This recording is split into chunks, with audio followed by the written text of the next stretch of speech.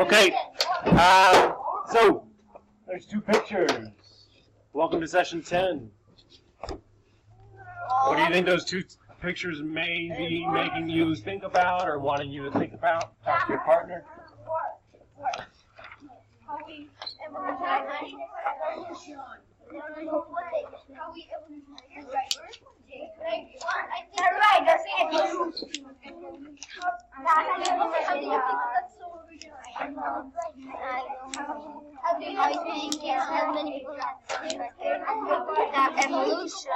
All right, 3, 2, 1, 0. I heard something about war and something about the evolution of riders. It's not that. It is. We're going to be thinking about flashbacks and flash forwards. A lot of times in narratives, a lot of times in books. Okay? We, as the authors, have the power to have our characters time travel. They can travel through time. They can go to an event in the past, or they can go into an event in the future. And if we use ones that are from the past, we call those flashbacks. Flashbacks. If we use a strategy where we're going forward in time to think about something, that's called a flash forward.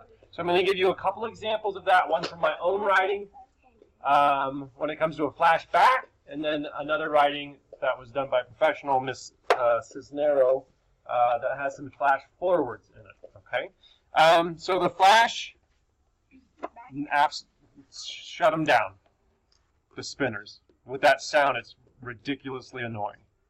So please do not have those be a distraction. Mine doesn't do something.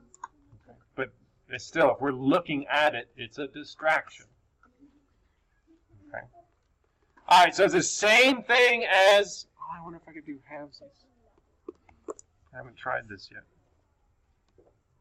Ooh. Man, I love trying stuff. Hey, that worked. Okay, and that's here. Ooh. Okay, sorry, I get excited about this. I know it's kind of not as big as it could be. We'll play around with it. We'll figure it out. So it's the same process. I read through just like the elaboration, and I think, what am I trying to say? What is my main idea? What is the heart? What is the point of my story? And I think about maybe a place where I could add a flashback or a flash forward that would bring some purpose to my piece. So I do the same process. I have that idea in mind, and I go through, and I say, where would this add? Where would this add something to my writing? Okay? And so one thing I realized as I was reading through my writing is I've almost taken away too much the importance of the soccer game. Because it is important that I'm leaving. It is important that I'm leaving, again. But it's also important in this story that the reason that I remember the last soccer game. So I've lost some of that. So as I'm reading through, I realize now I only talk about the game here for a little bit. What I'm thinking about doing is down here, where I'm talking to my mom and she's telling me that we're moving, I'm going to want to write a flashback about, oops. Oh, that's right, I can't have the clipboard. I learned that yesterday and forgot. I want to have a flashback here, thinking about all the different teams I was on that were awful.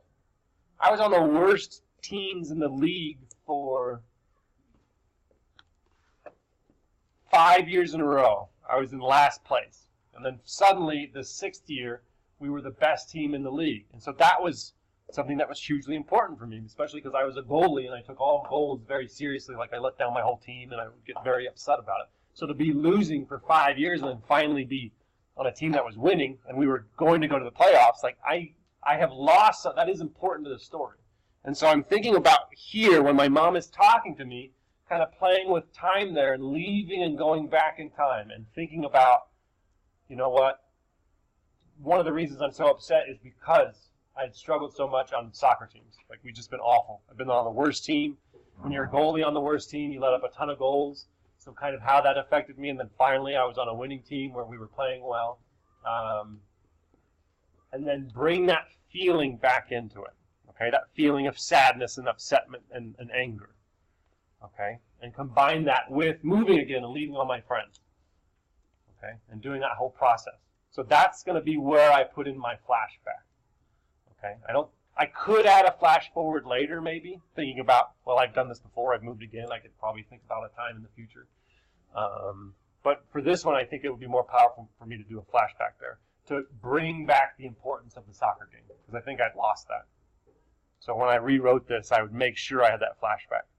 So let's look at, again, I want to go through that process one more time with you.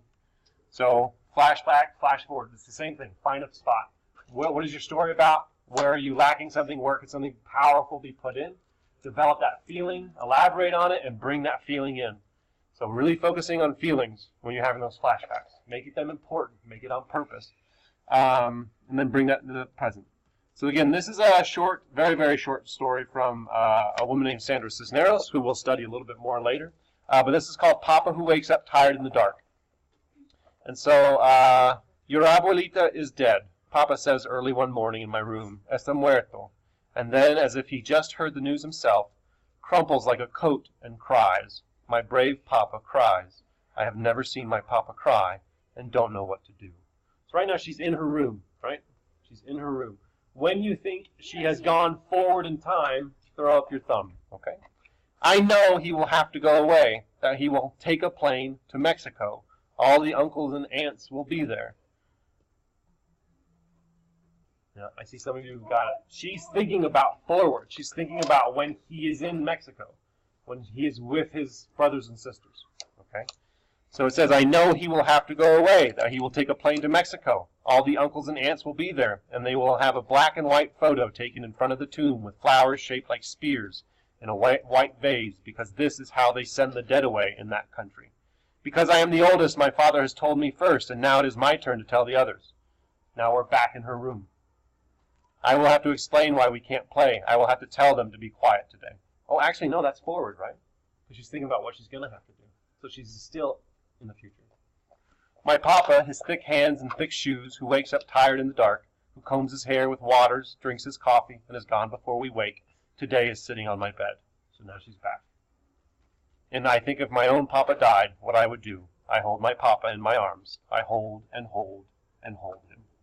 So again, looking at that, he says, your grandfather died, he cries, and then she starts thinking about what will happen. So they go into Mexico.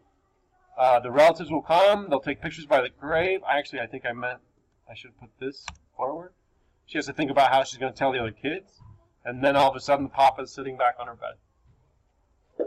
And she realizes he could die and hug him. So that's an example of a flash forward. Okay, these are things good writers use. Okay, these strategies. And I put them up there again. So yesterday is about elaborating, and today's again about from the past to the future, highlighting significance. If you need help with that elaborating, we still have that strategy poster here for you to remember the steps of what good elaboration means. These are expectations that you're doing in your writing. I don't offer these just for, hey, if you ever want to try it, go for it. This is what makes good writing. This is what makes you an excellent author. Okay? All right, so for today, at the end, what I am going to want, I would love for someone who tries a flashback or a flash forward today, be brave enough to have me share it. Your kind of before and after. Okay, so as you work today, and you try it, and you feel comfortable enough to share it with the group, please kind of get my attention. Okay, so I would love to have someone who tries this and who feels successful with this, or maybe wants some help with it too, and wants some feedback from the group as to how effective it was, to be brave enough to do that. Okay, and if you don't want to do it, it's fine too.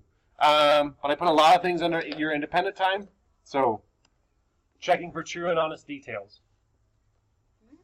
Like, is your story about what it's about? Are you incorporating all the things that make your story true and honest when it comes to what is it really about? Okay? Don't confuse that with not remembering word for word stuff. That's not the same thing. Again, everything is connected to what you're trying to say. We talked about pacing yesterday, so playing with that pacing, speeding through parts that are not important, like the car ride and the airport and all that stuff. Speed through it and really slow down and elaborate those important parts. You can work to revise your story arc. We've been messing around with story arc. If you want to change it and stuff, this would be a time to do that. And again, is this what you truly want to show? Is this story what you truly want it to be? All right, so a lot of work to be thinking about, a lot of work to do. So this is what I need from you. When you get to your workstation, I want your learning notebook open to today. Okay? Because an expectation is that you are writing down every day what this lesson is about. And I'm going to turn off that projector right now so that you cannot copy it at this point. Because I want to see who is doing this naturally and who needs some help with it. Because I do have a feeling some of us who can't remember stuff are not going through the process of writing things down. Because when you write them down, you remember. So this is session 10, or you can put the 22nd of September, whichever way helps you out more. But please have your learning notebook open to what you think today's session was about. Today's was the 22nd.